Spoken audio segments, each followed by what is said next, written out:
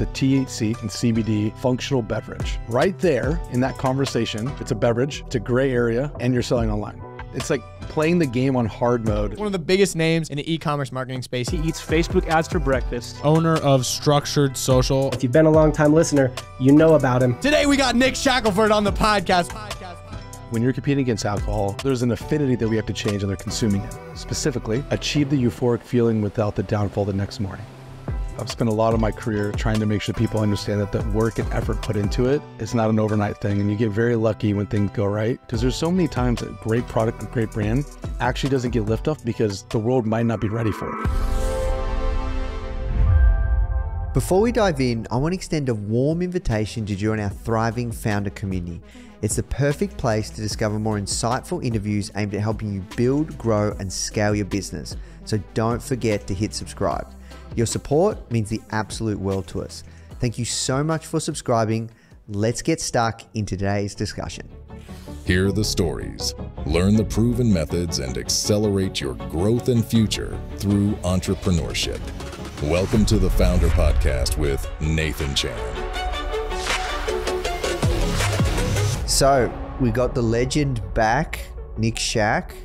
Now, we're going to talk about a couple of different things because you've taught incredible program on the Founder Plus platform around Facebook ads, and you're a master when it comes to ads. You've spent hundreds of millions of dollars profitably on the platform. However, most recently, you've launched an incredible beverage company called BRÄZ, which we want to talk about that's growing super fast. So you've gone back in the trenches. You've started multiple e-commerce businesses before, namely you popularized the fidget spinner. You've done a lot of cool stuff, man. So I want to talk about BRÄZ. I also want to talk about, early days Facebook ads, what people need to be thinking about. And yeah, let's jump in. So my first question, I'm going to mix it up, is can you describe the first 60 days in your business? So the thing I have to say before we get into it is very rarely do you get to start over again and kind of have to relearn and redo things. And this has been the first time, because you and I both know, I like being on the paid media side. I like being on the ad side. I don't like to found. I wasn't interested in founding a company. And so this one I didn't found. It was Aaron, who was like, I think I have this really incredible product that would work. Do you want to be in on it? And I was like, I don't know, it's not really my thing. But you only get a couple of big hits in your life to be a part of something that it's kind of like a cultural thing. It's kind of like when things make sense, you have to go about it. Because a lot of the times we get into business, you're like, oh, I want to make money. Okay. So the way that this product comes about us is it's a THC and CBD functional beverage. Right there in that conversation, you're saying you are selling THC and CBD through a .com. So first off, it's a beverage, it's a gray area, and you're selling online. So this it's like playing the game on hard mode, and it is the most incredible experience that we've gotten so far. So back to your core question, 60 days in, and I'm looking at the Shopify right now, 60 days in, we launched on appropriately 4/20 last year. So we're not even a year old yet. And so within the first 2 months, first month was $30,000. Second month was 17. But I have to continue to tell this story real quick so that you can understand the growth that we're at right now. April 2018, 28,000, June, 17,000, 33, 76,000, 186,000, October 250,000, November 336,000, December appropriately 420,000, January this year 640,000, last month $858,000. So you see this progression of just massive acceleration, and it's not just oh, you're really good at Facebook ads, or you're really good at advertising. There's kind of this whole sweet spot of you have to have the right product at the right time, and the world, for us specifically, just the States, has to be ready for it, because there's so many times that great product and great brand actually doesn't get liftoff because the world might not be ready for it. So part of you going back in was to get your hands dirty, be part of this incredible product. You really believe in it. Tell me, like, what did you do to even launch and make, 15, 20 grand in the first month, and then 30 grand or what, 30 grand in the 20, 30 grand in the first month, 17 grand in the second. Like what did you do? Talk us through that. So the funny thing is, it's very similar to what kind of Greta talks about in the start and scale. Like, you need to have that a little bit of the built up hype. So I have a decently large following on all socials. I've never really sold anything outside of the only partnership that you and I did on the founder side of the Facebook training. So I don't really have anything out in the market that's Nick's. And so when I made the partnership and I go, guys, I have a drink that's for high performing entrepreneurs and high performing individuals that don't want to have alcohol. And as soon as I put that on Twitter, Facebook, LinkedIn, all the places, we started getting our initial interest. I would say like our first 1,000 true customers that really believed in us. And where we did it right was we came in at the highest point of the market. And I think a lot of people make the mistake. They see what other people are doing in their space and they just kind of put the price point just below what they need, just so, because they're like, oh, we're new, nobody knows us, let's do the cheapest price point we can make a little bit of money on. We came in at the highest part in the market. We came in with our initial social posts because we didn't really know how to spend a bunch of money on ads at the beginning. We wanted to see what we can drum up. And we had a lot of our email list dialed in. And the only discount, because us in food and beverage, the only discount you can get is if you subscribed. So there was a 20% there. So we thought if we could launch with the earned audience initially, make sure that the product is good before you kind of put a lot of gas on the oven. And then once we started seeing people love it, then we started spending ads. So ads really started to take off in June, because at this point, we don't even know how much we need to order. We don't even have the different types of sizes to really kind of facilitate it. So we really wanted to be smart, work with the owned audience, make sure we had the correct email flows to generate any sort of revenue from the traffic coming to site. Then we turned on the paid ads. Yeah, got you. So when did you turn on paid ads? In June? June. So it would, as soon as April, May started going, that was a lot of early spend, low, just boosting posts. And then June was when we started to really pick it up at that $33,000 of revenue mark. Mm. And how did you know, for people watching this, how would you know when the right time is to turn on ads and start playing with ads? So for us, we knew that the angles that we were testing on organic, because we're going after those that want to have a buzz, but they don't want to have to ruin their morning. So the clear angles, and we talk about this even in the earlier courses, clear, specific communication to a demographic that we believe our problem or our solution solves their problem. So for instance, it's we call it the soccer mom that's trying to get the buzz but doesn't try to ruin her day because she's got to wake up and take care of the household. We want them to feel it. We want them to experience it, but we also don't want them to feel any sort of regret or remorse behind it, which sometimes when you consume a lot of alcohol, you wake up with that hangover. That's just living regret. So that was one core angle that was starting to work on our organic channels, and the feedback we started getting from our the apps we're using to get the support, which we'll talk about. And that started to give us a clear idea. We could put some money behind it. Then you have, people wanted to kind of alter their state of mind. And it's a newer product. There's a little bit of functional mushrooms in it. People who are dabbling in this area, we kind of played on that whole psychedelic vibe. If you see the can, you'll kind of be like, yep, it looks like a psychedelic dream. So we did kind of pull on this, are you willing to experiment angle? And those two things that performed on organic, applying some paid spend behind it's the smartest way forward. Yeah, love it. So testing with organic first, getting owned and earned media right, and then testing the angles before you even look at putting paid ads behind it. Because you have time and you have money. You have to use these two resources very specifically. And if you come out with it, like, look, I have some money, I saved some stuff up, you could probably go a little bit harder. But we knew what we had is we're at our core media people. We're acquisition architects. We know retention, we know design. So we knew our skills. When it came to time to make some money with paid ads, we could do it. We just wanted to wait as long as we can to give ourselves a little bit of runway and make some cash with this. Love it. So, man, you're really putting your strategies to the test on your own product now. Well, it's true, because look, I love the paid media space. I love being on email. I love being an agency. But there's times where people are looking at like, dude, if you're so good or if you believe in this, why don't you do it yourself? And I'm by no means doing everything at BRÄZ. I have my lane, I stay in my lane, but you have to be dangerous enough. And we talk about this too, which is why self-education is so important. You have to be dangerous enough to be able to speak to things or call bullshit on others so that you're not sitting here going like, yeah, sure, that sounds good to me, but you don't really know. And they're able to take your money, spend your money, and not allocate it correctly.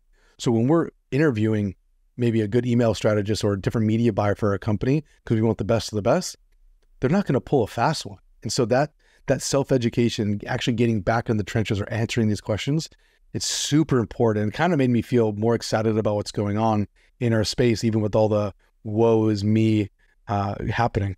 Yeah, because look, man, that's pretty impressive growth from like 0 to basically a $10 million run rate in under 12 months. That's impressive, man. I hope we hit it this month. It'd be very special to hit $1 million a month under 12 months. And we have March, April. We have 2 months. We basically have like 1-ish months to do this. Yeah, man, you're going to smash it. So I'm curious, do you have more sympathy for your clients now? Oh my God. More sympathy. I feel bad. Like physical products are not easy. Drinks, heavy product are not easy. Like this is the thing that I had no insight. Even though when you do great onboarding, you ask the right questions, man, to have text messages and like if I'm looking at my customer support channel and hearing just people go like, hey, this product came in, there's a dent on it, I don't want it anymore. But yet they can't ship it back because it's just like a heavy product. There's just these little things of cash, or how do we get real live ingredients at the right time? I have a lot more sympathy for these people because they have to deal with so many things that we as the paid media agency or retention agency don't even have to touch. Yeah. So I'm curious, let's get into the nitty gritty. So okay. you worked out some solid angles, and what was next? Like how many creative, what does it look like? Talk us through that, because you're only marketing to the American market as well, right? Usually a lot of your clients typically would go worldwide. Like you've got a bigger demo. Like this is a fairly niche product. Like talk us through how you approached the advertising in a deeper level. So specifically for our product, we knew that we're going after the term is called the sober conscious. So those that want an alternative to alcohol, but they don't want to have alcohol, which means two things. When you're competing against alcohol, this is a religious behavior that they're partaking in on a consistent basis. So there's an affinity that we have to change, and they're consuming it. So the speaking to the feeling and the experience, which you'll see a lot of our founder Aaron talking about in a lot of our ads, is heavily the ads that are working the best is us explaining and talking about the camera phone to face. That's not the only ad, but that's the best performing ad on a consistent basis. So the amount of faces that we show, we have a pretty girl, we have a good looking guy, we have different ages, speaking to, when I consume this, it made me feel this specific way. And that feeling has been our best ad. So we have our top performing ads. We have 12 top performing ads. And of these ads, they're kind of there's a variety. So we have a single Advantage Plus campaign, which nowadays, even when we talk about like simplicity in the ad account, that's something that we've really taken serious. And it's a lot of on the creative side of things. So we're currently in the process. We won't talk about like the problems and stuff we're going to. I'm sure you'll ask me that later on. But just looking at the ad account, it's very simplified in terms of one core campaign. It's an Advantage Plus campaign. And we have between 8 to 12 ads. They're not all running, but they'll be turned on and off as they come. And the audience that we're targeting against is all broad, and letting what Facebook has told us to do time and time again. We're smart enough to figure it out. I really didn't believe this post-COVID, but what they've been working on, you could probably see why their stock is rising, is outside of these last 2 weeks, which have been an absolute shocker. Like we literally yesterday or the day before yesterday, we got locked out and our team couldn't log into Meta for a good 4 hours. Like it was shocking. Twitter was losing their mind. But when you actually go into the overall campaign build, it's the process of getting new content into there.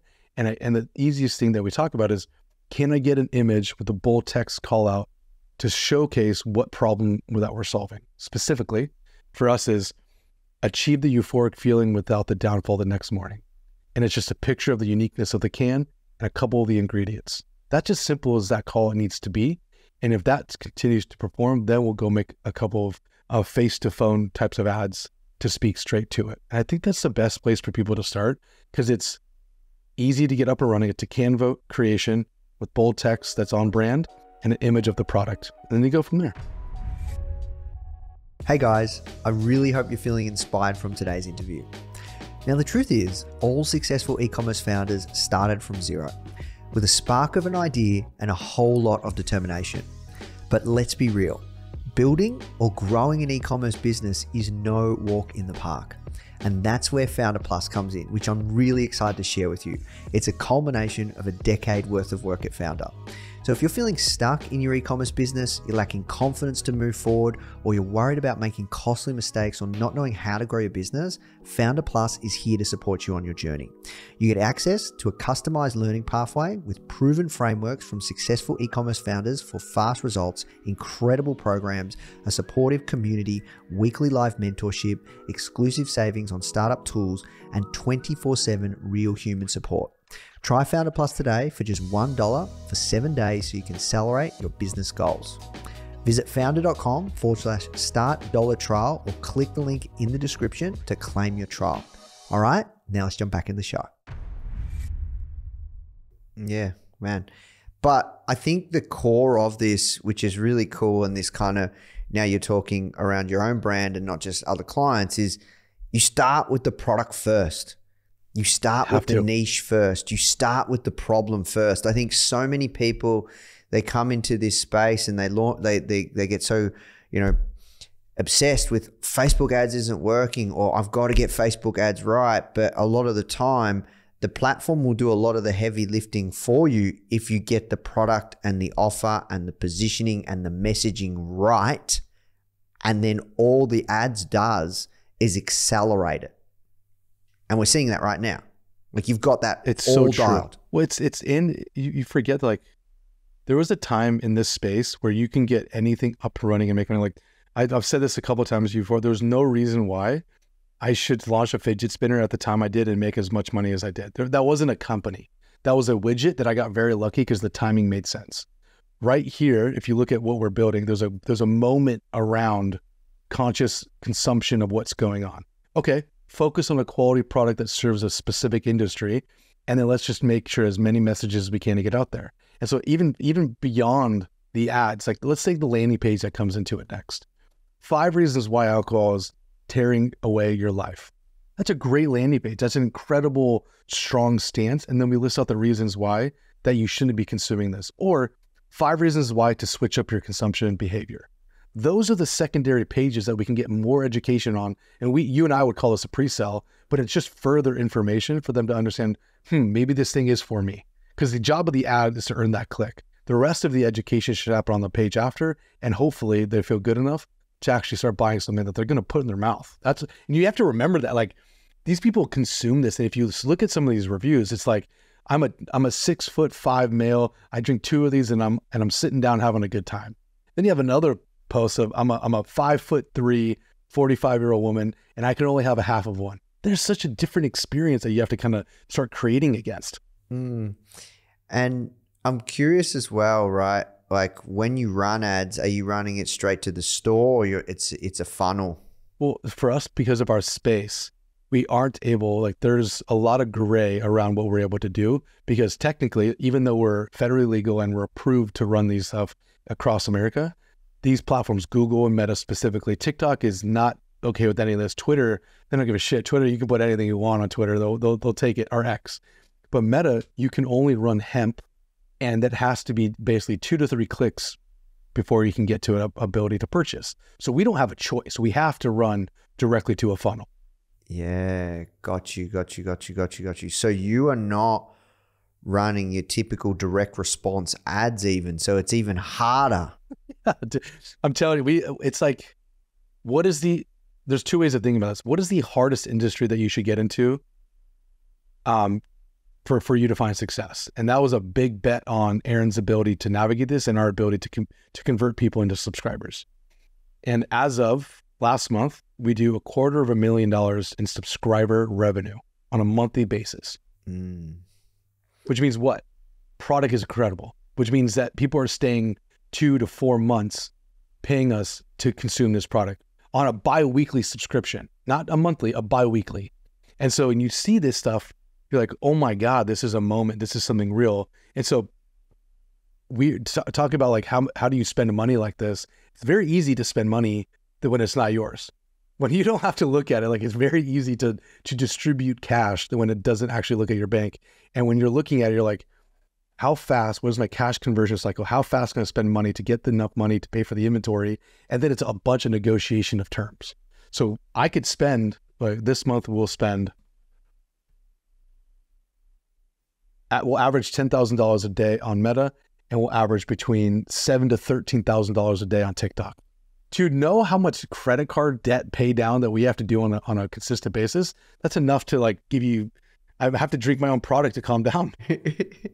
Yeah, so you guys are spending 20, 25 grand a day. Oh yeah, and if we aren't losing our account, like we have some of these things back where TikTok has gone some back and forth. I won't share too many details on this because I know it'll be a pretty big audience, but we'll lose a TikTok shop page and we'll be, that's like $12,000 a day until it gets back up. Like that's real issues.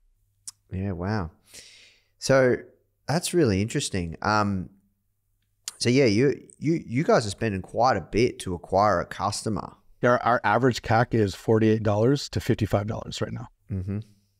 Do you know the guys at Javi Coffee? Of course, yeah. The original founder, Start and Scale fam, man. Brandon and Justin, we flew them down to Melbourne. They won our little Absolutely founder build your e-commerce store competition that we ran. They won. They smashed it. Yeah, the Javi boys, of course. So Brandon and I are great friends, and Brandon is, they're big time, right? And so I got a report yesterday that there's the TikTok gave like this top 10 beverages of revenue generated. Javi's 9, BRĒZ is 10. Oh, there you go. And so I sent him a text. It was like, hey, I'm coming for you. He was like, let me check these numbers. And so we were going at each other yesterday, but it's pretty fun to play with it. Yeah, that's crazy. Awesome. So that's okay. So if you guys are really ramping spend, then you guys will definitely smash the $1 million a month mark for sure.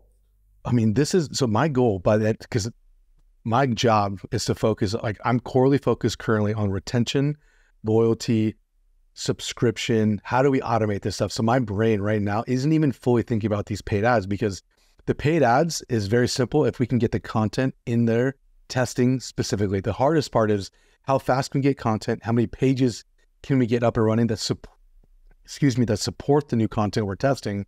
But in terms of strategy in the account, there's not a lot of like, do these types of ad sets, do this. It's simple as possible as can be. And it's just an emphasis on diversity of creative. So my brain right now is not even on this, how do I like get new ad structures? It's more how can I incentivize people to stay with us over periods of time? So I'm having to get negotiations of different types of koozies. Maybe I need to get a metal koozie to incentivize someone to go from subscription of 1 month to 3 months. So it's a very different shift of mind that I didn't have to have before. So you're thinking about premiums and all sorts of things. Got you. You're absolutely correct. Yep. Got you. So, and don't be afraid to start by screaming from your lungs, man. We just yell. And once you start tracking, being specific on the type of angle that's going to come out. Now you're not just screaming about nothing, but you're screaming specifically to who you think you can help with that great product of yours. And then you roll that into the paid ads, which is awesome. All right, so we have to move to the hot seat round. We have to work towards wrapping up, man. But before we do, I was going to say, is there anything that you'd like to share just around kind of anyone that wants to, like how you market a product like, CBD, THC, especially through ads or anything else, just rounding that out? What we would have done differently if I didn't have the background in that we do, we're uniquely positioned to do well, is I would have spent more time on building out affiliate partnerships and SEO content to rank for these specifically. There's a lot of publications in this alternative CBD and THC space that are willing to sign affiliate deals at lower cost, but you have to work those relationships. So as you're developing the product, reaching out to the people at High Times, reaching out to the people of CBD Plus, reaching out to these publications that need content and partnerships, that's something we're actually like really, really late on. And so we're going to be building a lot more processes around it. Start there before you get into the paid side, because paid side will take you time, especially around regulation. All right. So let's move to the hot seat, man. Hit me. What e-commerce tools are you using daily in your business? Okay, so on subscription, we use stay.ai. On customer support, we're using Gorgeous, but we might be changing into a different one. We use Aftersell for all of our upsells and post-purchase upsells. Those guys are great. They have another cart one too. We use Social Snowball for our affiliates. We use Lifetimely and Triple Whale just to kind of get the analytics and reporting, where everything is done in Slack. And then we have obviously Meta, Google, and then we're dabbling around some content organization with a tool called Air. And then we're doing a lot of our finding from an app called Foreplay, where we're able to like save links and share some new stuff. Love it. And then obviously Shopify to power. Correct. Shopify to power, and then motion analytics to pull some reports on creative. Got you. Motion analytics. Okay, awesome. Yeah, I've seen that tool around. Done. All right. What's the biggest challenge you're facing in e-commerce right now? Product diversity and launch of new products. We came out with a single SKU, and building that behavior of like, when you have only one product to really sell, it really depends on how creative we can be around the angles of selling that single product. Sometimes I wish we had 3 or 4 different types of products so we can kind of rotate the lion's share of what we're selling. So I wish we had a better process, or I think we need to get better at a better process of product launch, because it'll bring more customers back. Love it. What's the best piece of advice you've received around e-commerce? I would say it's not as easy as people say it is online. And I've spent a lot of my career trying to make sure people understand that the work and effort put into it is not an overnight thing. And you get very lucky when things go right. But a lot of things have to go right for it to make a difference in your life. What advice would you give to someone hoping to start an e-commerce business? If you do need help in a specific area, I would have a hit list of people that you would go to. If you need design help, creative help, branding help, ad help, email help, a list of people on Twitter that you would reach out specifically to them and ask them questions in a bolded format. I don't think you need to compensate them, but most people are easily accessible if you come with the correct question and frame it correctly. Don't be afraid to do that. A lot of people will help. And last question, what is the one thing that you wish you knew that, you know, because you've started a lot of e-commerce businesses, what is the one thing that you wish you knew before, if you could go back in time, that you could tell yourself? I'm pretty proud of how I started this. So I'll say what I did it right at the beginning. I worked for somebody else, and I learned as much as I can without having to spend my own money. I would recommend that too. I think your money buys you time, but if you don't have the money, you need to save as much time as you possibly can by working for others. So swallow the pride. Even if you think you should have something now, or your company should be the biggest, go earn it a little bit under somebody else who knows what they're doing already. Love it. Awesome, man. Well, we are at time. Thank you so much for taking the time. And dude, I'm excited to see where this rocket ship goes. Appreciate you, Nathan. Thanks for everybody for paying attention. I'll see you guys soon. Hey guys, if you love this episode, you've got to check out my interview with Davey Fogarty on how he finds trends in undercapitalized markets and turns them into multi-million-dollar businesses. I'm generally looking for trends globally. We find trends that haven't been kind of capitalized in certain markets or in certain marketing channels. Yes. And then we also obviously add our flair to it. You need to differentiate your product.